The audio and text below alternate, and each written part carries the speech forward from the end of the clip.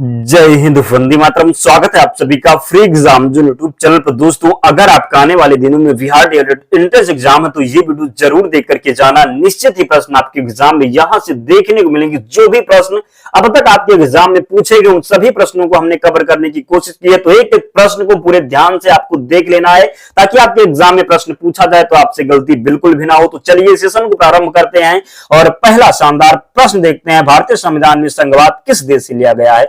भारतीय संविधान में संघवाद किस देश से लिया गया है? तो कनाडा से लिया गया है। ध्यान रखिएगा।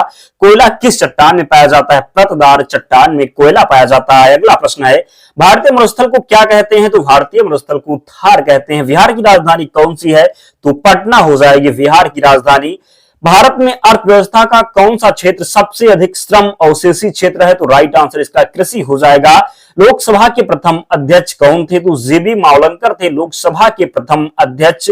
नंद वंश का अंतिम शासक कौन था? तो राइट आंसर हो जाएगा घनानंद। कौन? तो नंद वंश का अंतिम शासक था घनानंद। श्रीमद् भगवत गीता किस ग्रंथ का भाग है? तो महाभारत का भाग है श्रीमद् भगवत गीता। ध्यान रखिएगा। नेक्स्ट, श्रीलंका की सबसे लंबी नदी कौन सी है? महावेली नदी। कौन सी नदी है? तो श्रीलंका की सबसे लंबी नदी है महावेली नदी। किस देश को पहली बार हिंदी में एमफिल से सम्मानित किया गया? तो पाकिस्तान इसका राइट आंसर है। किस देश को पहली बार हिंदी में एमफिल से सम्मानित किया गया? तो पाकिस्तान इसका राइट आंसर हो जाएगा। संयुक्त राष्ट्र सुरक्षा परिषद के अस्थायी सदस्य कितने हैं? तो संयुक्त राष्ट्र सुरक्षा परिषद के अस्थायी सदस्य कितने हैं? तो 5 हैं। ध्यान रखिएगा।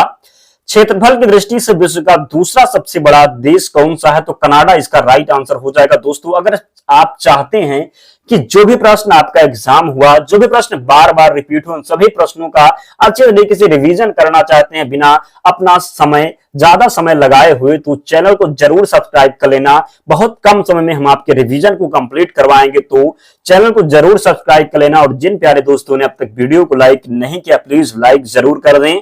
महाराणा रणजीत सिंह के साम्राज्य की राजधानी कौन सी थी? तो महाराणा रणजीत सिंह के साम्राज्य की राजधानी थी लाहौर। कौन सी? तो लाहौर थी।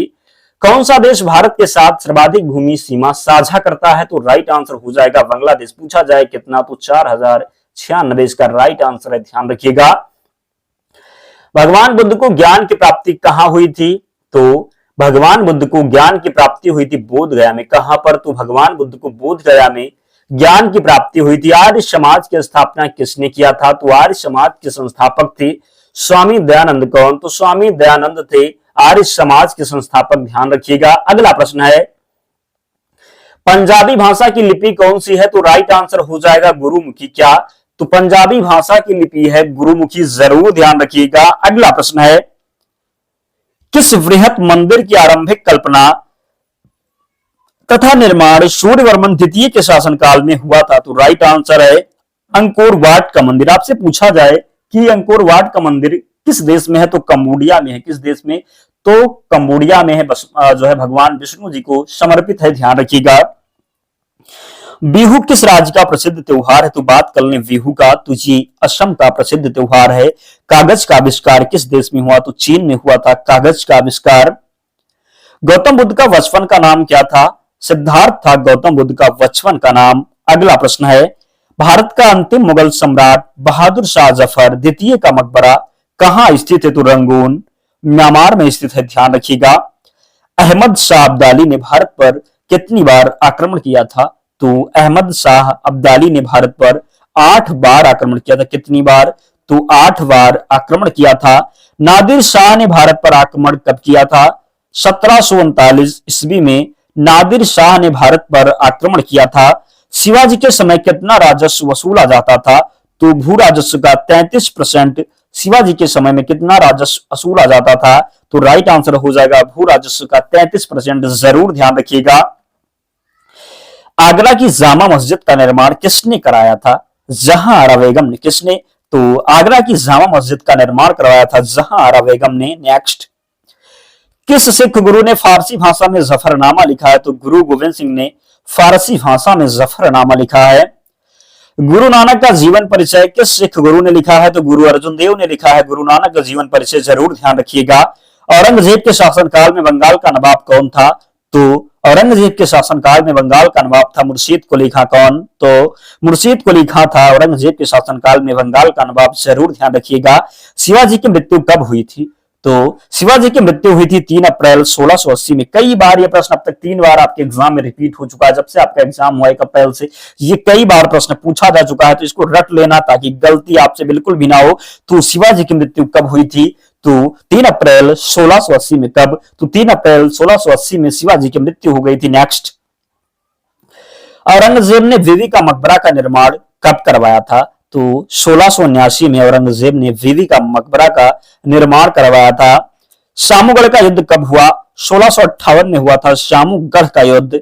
हैदर अली मैसूर के शासक कब बना था? तो हैदर अली मैसूर का शासक बना था 1761 में। कब? तो 1761 में। नादिर शाह कहां का शासक था? ईरान का शासक था नादिर शाह। माधोराव नारायण पेशवा कब बने? तो माधोराव नारायण पेशवा बने 1761 में। कब? तो 1761 में। गुरु गोविंद सिंह ने खालसा पंथ की नींव कब डाली? तो 1699 ईस्वी में। कब? तो 1699 ईस्वी में गुरु गोविंद सिंह ने खालसा पंथ की नींव डाली। ध्यान रखिएगा। किस गुरु ने विद्रोही मुगल राजकुमार की सहायता धन व मन से की थी? तो राइट आंसर है गुरु अर्जुन देव। सैयद बंधुओं का पतन किसके समय में हुआ? तो सैयद बंधुओं का पतन हुआ मोहम्मद शाह के समय। किसके समय में? तो मोहम्मद शाह के समय में सैयद बंधुओं का पतन हुआ। फर्रुख सियर किसके सहयोग से मुगल बादशाह बना? तो राइट आंसर है सैयद बंधु। कौन? तो सैयद बंधु इसका सही उत्तर है। नागार्जुन सागर परियोजना का किस नदी पर निर्माण किया गया है? तो कृष्णा नदी पर किया गया है नागार्जुन सागर परियोजना का निर्माण। ध्यान रखिएगा। मानव मस्तिष्क का सबसे बड़ा हिस्सा क्या है? तो राइट आंसर इसका सेरिब्रम है। क्या है? तो मानव मस्तिष्क का सबसे बड़ा हिस्सा है सेरिब्रम। ध्यान रखिएगा। किस संवैधानिक संशोधन द्वारा दिल्ली में विधानसभा की स्थापना की गई? तो इसका राइट आंसर है 69वां संशोधन था। कौन था? तो 69वां संशोधन था जिसके द्वारा दिल्ली में विधानसभा की स्थापना की गई। दिल्ली के हौज खास क्षेत्र में चार मीनार किसके द्वारा बनवाई गई? तो राइट आंसर है अलाउद्दीन खिलजी के द्वारा।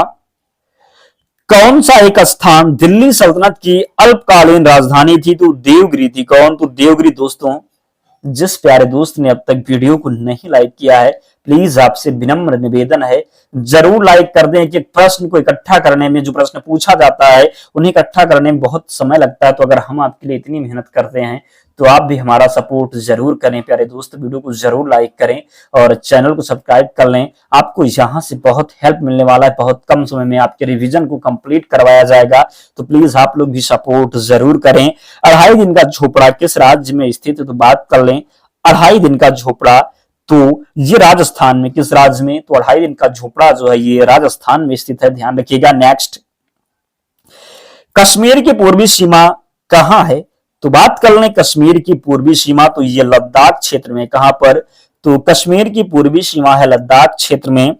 भारत का एकमात्र सक्रिय ज्वालामुखी वैरन आइलैंड कहां स्थित है? तो अंडमान द्वीप समूह में। कहां पर?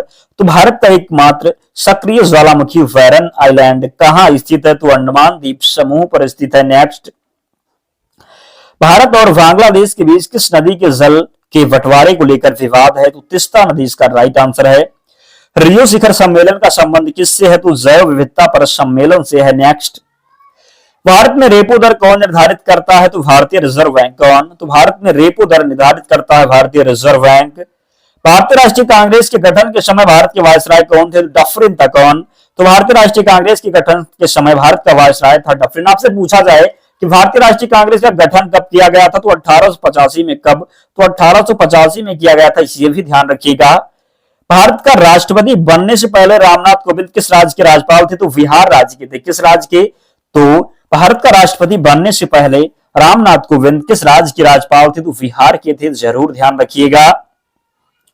कौन सा शहर खुले में शौच से मुक्त होने वाला भारत का पहला शहर है? तो मैसूर इसका राइट आंसर है। भारत की सबसे लंबी झील कौन सी है? वेम्बनाड झील इसका सही उत्तर है। भारत की सबसे लंबी झील हो जाएगी वेम्बनाड झील। गंगोत्री ग्लेशियर द्वारा परिपूर्ण गंगा नदी शीर्ष का नाम क्या है? भागीरथी इसका सही उत्तर है। नेक्स्ट, कौन सी संस्था भारत में राजकोषीय नीति तैयार करती है? राइट आंसर हो जाएगा वित्त मंत्रालय। कौन सी? कौन सी संस्था भारत में राजकोषीय नीति तैयार करती है? राइट आंसर है वित्त मंत्रालय। भारत की किस ऐतिहासिक पाठ में चांदी के सिक्कों को रुपया रूप बताया गया है? प्रश्न है भारत के किस ऐतिहासिक पाठ में चांदी के सिक्कों को रुपया रूप बताया गया है? तो अर्थशास्त्र इसका सही उत्तर है। बिंबिसार किस राजवंश का संस्थापक था? तो हर्यक इसका राइट आंसर हो जाएगा। लिपुलेख दर्रा किस राज्य में स्थित है? उत्तराखंड में स्थित है लिपुलेख दर्रा। कौन सा नमकीन पानी की झील है? तो सांभर इसका राइट आंसर है। पूछा जाए सांभर किस राज्य में है? तो राजस्थान में। किस राज्य में? तो सांभर झील की बात करें तो जो है राजस्थान में स्थित है, ध्यान रखिएगा। बारिश की बूंदें गोलाकार किसकी वजह से होती हैं? तो बारिश की बूंदें गोलाकार होती हैं किसकी वजह से? तो पृष्ठ तनाव की वजह से बारिश की बूंदें गोलाकार होती हैं, जरूर ध्यान रखना है। किस राज्य में भारत का पहला मेगा तटीय आर्थिक क्षेत्र स्थापित किया जा रहा है? तो राइट आंसर है महाराष्ट्र। सबसे नरम धातु कौन सी है? तो सोना इसका राइट आंसर है। किस गैस का उपयोग वनस्पति तेल से वनस्पति घी के निर्माण में किया जाता है? तो राइट आंसर इसका हो जाएगा हाइड्रोजन। कौन सा? तो हाइड्रोजन। तिनकठिया प्रथा का संबंध किस क्षेत्र से है? तो चंपारण। आपसे पूछा जाए चंपारण आंदोलन कब हुआ था? तो 1917 में। किसमें? तो 1917 में हुआ था। वर्तमान में भारत का कौन सा स्थान सफेद पानी के नाम से जाना जाता है? तो सियाचिन इसका राइट आंसर है। लीला सैमसन का संबंध किस शास्त्रीय नृत्य शैली से है? तो भरतनाट्यम से संबंधित है लीला सैमसन, जरूर ध्यान रखना। अगला प्रश्न है स्वामी विवेकानंद का वास्तविक नाम क्या था? तो स्वामी विवेकानंद का वास्तविक नाम था क्या? तो नरेंद्र नाथ दत्त था। क्या? तो नरेंद्र नाथ दत्त था स्वामी विवेकानंद का वास्तविक नाम। भारतीय संविधान का कौन सा भाग केंद्र शासित प्रदेशों के बारे में बताता है? तो भाग 8 इसका सही उत्तर है। किस पंचवर्षीय योजना के दौरान नाबार्ड की स्थापना हुई? तो 6वीं पंचवर्षीय योजना के दौरान नाबार्ड की स्थापना हुई, ध्यान रखिएगा। भारतीय संविधान का कौन सा भाग संविधान के बारे में बताता है? संविधान संशोधन के बारे में बताता है। तो भाग 20 संविधान संशोधन के बारे में बताता है। अनुच्छेद 368 संविधान संशोधन का जिक्र अनुच्छेद 368 में है। कहां से लिया गया है? तो साउथ अफ्रीका से लिया गया है। नेक्स्ट, पेप्सिन एक एंजाइम है जो किसको पचाता है? तो पेप्सिन एक एंजाइम है जो प्रोटीन को पचाता है। किसको? तो प्रोटीन को। कौन पृथ्वी के आकार की तुलना में सबसे छोटे ग्रह हैं? तो शुक्र और मंगल इसका राइट आंसर है। किस भारतीय राज्य की समुद्री सीमा सबसे छोटी है? तो गोवा राज्य की है। पंडित हरिप्रसाद चौरसिया किस वाद्य यंत्र को बजाते हैं? तो वासुनी वादक है पंडित हरिप्रसाद चौरसिया। तोताराम शर्मा किस से जुड़ी प्रसिद्ध हस्ती हैं? तो बखावत से जुड़े प्रसिद्ध हस्ती हैं तोताराम शर्मा। कौन सा राज्य हर साल कालिदास सम्मान प्रदान करता है? तो मध्य प्रदेश इसका राइट आंसर है। अनुच्छेद 32 को भारतीय संविधान का हृदय और आत्मा किसने कहा है? तो राइट आंसर हो जाएगा डॉक्टर बी.आर. अंबेडकर ने अनुच्छेद 32 को संविधान का हृदय और आत्मा कहा है। प्रसिद्ध उपन्यास आनंद मठ मूल रूप से किस भाषा में लिखा गया है? तो बंगाली भाषा में। किस भाषा में? तो प्रसिद्ध उपन्यास आनंद मठ मूल रूप से किस भाषा में लिखा गया है? तो बंगाली भाषा में लिखा गया है, ध्यान रखिएगा। लगातार 2 ओलंपिक पदक जीतने वाली एकमात्र भारतीय महिला खिलाड़ी कौन है? तो पी.वी. सिंधु। भारत के तीसरे उपराष्ट्रपति कौन थे? तो वी.वी. गिरी थे। कौन? तो भारत के तीसरे उपराष्ट्रपति थे वी.वी. गिरी। हॉकी मैच में एक टीम में कितने खिलाड़ी होते हैं? तो 11। क्रिकेट में भी 11 होते हैं, ध्यान रखिएगा। एक क्रिकेट मैदान पर खिलाड़ियों की संख्या तो 11 इसका राइट आंसर है। मल्लिका एक गजल की उपाधि किसने दी गई थी? तो बेगम अख्तर को। 15वें वित्त आयोग का गठन कब हुआ? तो 2017 में हुआ था 15वें वित्त आयोग का गठन। कौन सी पर्वत श्रृंखला कृष्णा नदी का उद्गम स्थल है? तो सह्याद्री इसका सही उत्तर है। बंदर के काटने से होने वाला रोग कौन सा है? तो रेबीज राइट आंसर है। पद्म भूषण से सम्मानित कुमुदनी लेखिका किस नृत्य की नृत्यांगना जो है नृत्यांगना है? तो राइट आंसर हो जाएगा कथक। किसकी नृत्यांगना है? तो कथक की है। अनूप जलोटा भारतीय संगीत किस श्रेणी से जुड़े हैं? तो अनूप जलोटा भारतीय संगीत की किस श्रेणी से जुड़े हैं? तो भजन से जुड़े हैं। किससे? तो भजन से। मल्लिका साराभाई किस नृत्य की विख्यात नृत्यांगना है? तो राइट आंसर हो जाएगा कुचिपुड़ी और आंध्र प्रदेश। किसकी? तो प्रश्न है मल्लिका साराभाई किस नृत्य की विख्यात नृत्यांगना है? तो राइट आंसर हो जाएगा कुचिपुड़ी और आंध्र प्रदेश। 2011 के जनगणना के अनुसार भारत का लिंगानुपात क्या है? तो 1000 पुरुषों पर 940 महिला। भारत के किस बौद्ध स्थल पर गौतम बुद्ध ने सबसे पहले धर्म का प्रचार किया? तो सारनाथ। कहां पर? तो सारनाथ।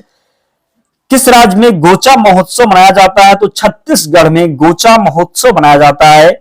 कौन सी नृत्य शैली उन महिलाओं की व्यथा को दर्शाती है जिनके जीवन साथी घर से दूर चले जाते हैं? तो विरह इसका राइट आंसर है। दोस्तों, हम इसकी पीडीएफ भी प्रोवाइड करवाएंगे, तो आपको अंत तक वीडियो में जरूर बने रहना है। किस भौतिक राशि की SI इकाई वही है जो कार्य की है? तो ऊर्जा इसका राइट आंसर है।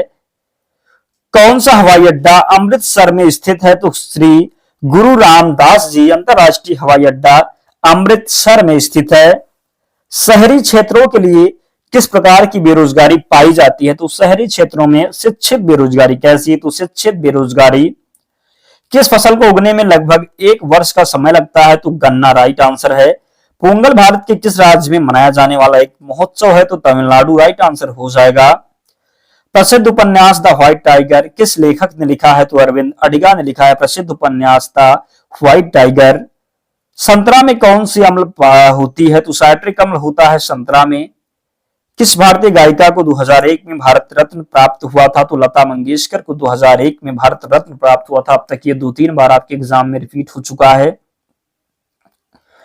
8वीं शताब्दी में अंग्रेजों ने मैसूर शासकों के साथ कितने युद्ध लड़े? तो 4 युद्ध। कितने? तो 4 युद्ध लड़े।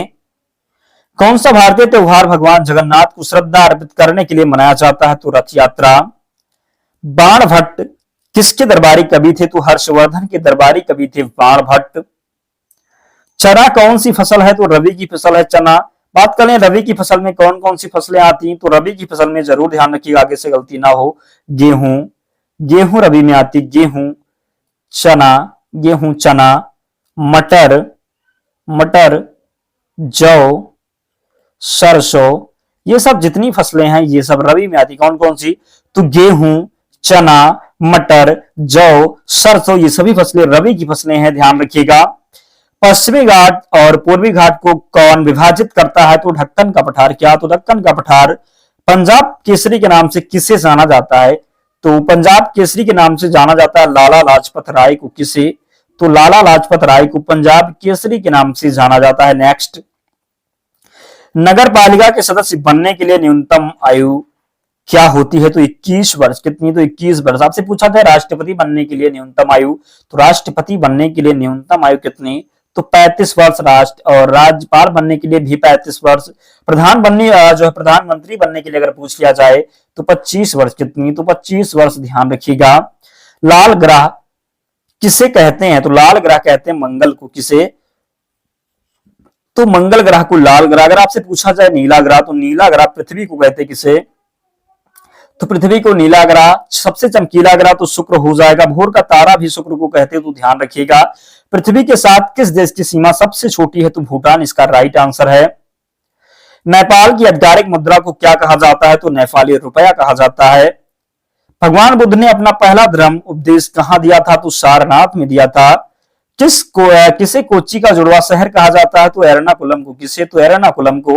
भारत के नियंत्रक एवं महालेखा परीक्षक किसके द्वारा नियुक्त किए जाते हैं? तो भारत के राष्ट्रपति के द्वारा। किसके द्वारा? तो भारत के राष्ट्रपति के द्वारा। भारतीय संविधान में दल बदल कानून के प्रावधान किस अनुसूची में वर्णित है? तो 10वीं अनुसूची में। किसमें? तो 10वीं अनुसूची में दल बदल कानून है, ध्यान रखिएगा। निर्वाचन आयोग के किन चुनावों से सरोकार नहीं रखता? तो निर्वाचन आयोग किन चुनावों से सरोकार नहीं रखता? तो पंचायत का चुनाव जो है ये निर्वाचन आयोग से संबंधित नहीं है। उपनिषद पुस्तकें क्या हैं? तो दर्शन पर आधारित हैं। किस पर आधारित है उपनिषद पुस्तकें? तो दर्शन पर। नेक्स्ट,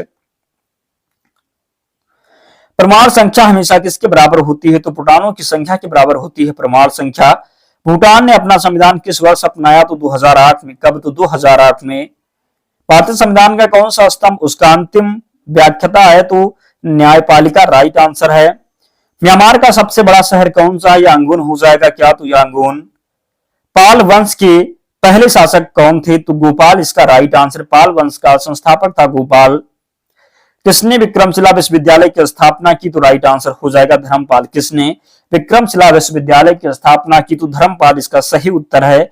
नेपाल का सबसे बड़ा शहर कौन सा है? तो काठमांडू। काठमांडू जो है नेपाल की राजधानी भी है, ध्यान रखिएगा।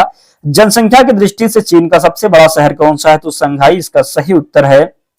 दोस्तों इतने प्रश्न आपके एग्जाम में पूछे गए थे, उन सभी प्रश्नों को हमने कंप्लीट करवा दिया। तो प्लीज जिस प्यारे दोस्त ने अब तक वीडियो को लाइक नहीं किया, प्लीज लाइक करके ही जाना और चैनल को सब्सक्राइब कर लेना। अगर आप पीडीएफ चाहते हैं तो टेलीग्राम चैनल से जुड़ जाना, लिंक डिस्क्रिप्शन बॉक्स में, या आप टेलीग्राम पर जाएंगे और वहां पर आपको सर्च करना है। क्या सर्च करना है? तो फ्री एग्जाम जोन सर्च करना, आपको चैनल मिल जाएगा, आपको वहां पर सारी पीडीएफ मिल जाएगी। तो मिलते हैं नेक्स्ट वीडियो में, तब तक पढ़ते रहिए, ध्यान रखिए अपना, स्वस्थ और सुरक्षित रहिए। जय हिंद।